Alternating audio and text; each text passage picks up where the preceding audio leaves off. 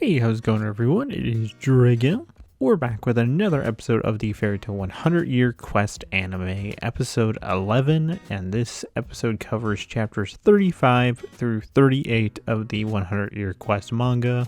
The only thing that was really removed from the manga in these batch of episodes was when Natsu is in his unconscious mind.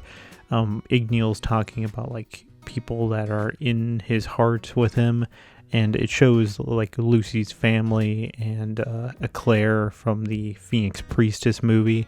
They didn't show that. Also Atlas Flame. They talk about them, but they don't show them. So it's kind of a bummer. It would have been fun to see those characters again, especially the movie only characters, because we never get any continuation with them ever again. I mean, they wouldn't have a speaking role, so I don't really know why they didn't chuck them in, unless if it was a rights thing to where they couldn't put the movie characters in because that was a different studio that made it. Honestly, I think that was really the only thing that was removed. Everything else was pretty faithful. So talking about some of my favorite moments from this episode, let's just start off with Lucy and her fight against Mira and Elfman.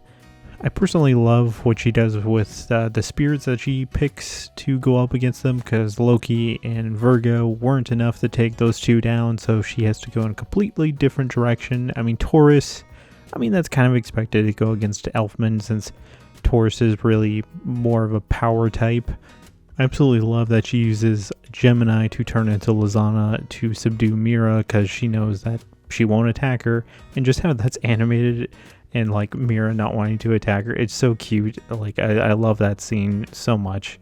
I really would have liked to see this fight fully play out, but it is kind of a bummer that it gets interrupted by Diablos.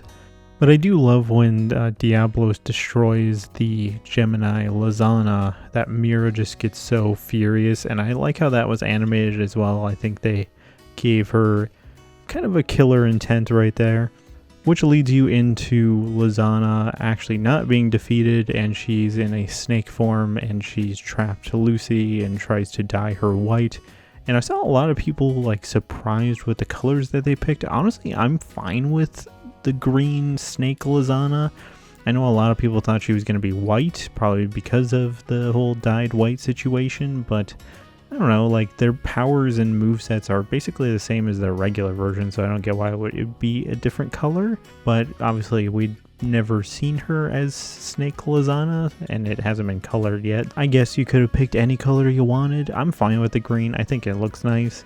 Which, outside of the Dragon Cry movie, this is the first time in the Fairy Tail series that we finally get the Capricorn star dress. I still would love for them to have shown more of it, what does it actually do besides adding sunglasses that are resistant to eye magic, because that's pretty much the only use it's had, is just, hey, if I'm getting eye magic used against me, just use the Capricorn star dress and that will, eliminate that threat. I just personally would love to see them add some attacks for the Capricorn star dress into the anime. They didn't do it this episode, but maybe next episode. I highly doubt it, but you can hope. And just talking about the Capricorn star dress quick, I think it looks really good in the anime. I mean, obviously the only time I saw it was in a movie, so that was movie quality, but I think for anime style, I think it looks really nice. And I actually kind of do like the reflections they did on her sunglasses, and you once again get Capricorn showing up to help her out, and he looks basically about the same. It just ends up choking out Lizana. So Urza's presence in this episode was really minimal. Same thing with Wendy. Both of them didn't get all too much screen time. I do really quick want to bring up Urza's section, just because I find it still quite hilarious with her basically getting kidnapped by Jalal.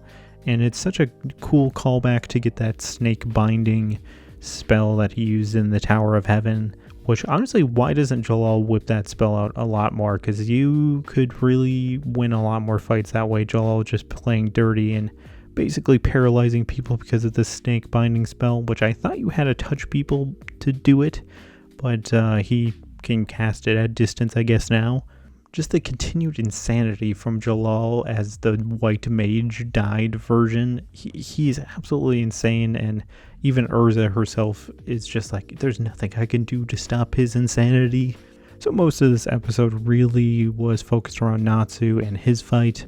And honestly, most of it wasn't even about his fight. It was really about his unconscious mind and having interactions with Seraph, Mavis, and Igneal, which is very fun to get them back. I mean, obviously it's not really them, it's just like Natsu's unconscious mind version of them.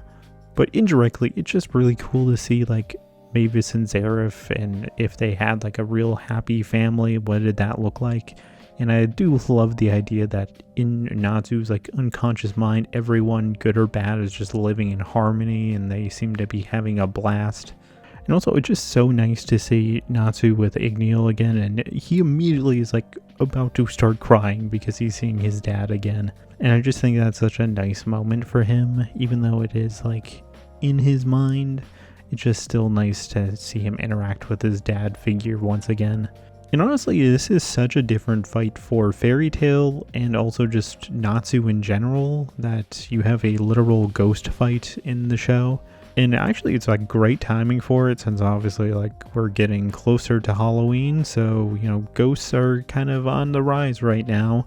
It is honestly kind of like Doctor Strangey, to where you have like that astral form of yourself, and I don't know, it's just kind of weird to see them fighting as ghosts. I mean, outside of Wraith and Natsu just being ghosts and having a fight, their fight isn't very flashy, to be honest. They're just punching each other, that's about it, and racing through buildings for most of this episode. So honestly, their fight isn't very flashy. I mean, I kind of like it, but for the grand scale of fights we've had, it's pretty meh. Overall, I thought this episode was pretty good. I'm a little bummed we didn't get those cameos that they cut, but, you know, what are you going to do about it? So what are your guys' thoughts about the episode? Leave it in the comments below. Thank you for watching, and this is Dragow signing out.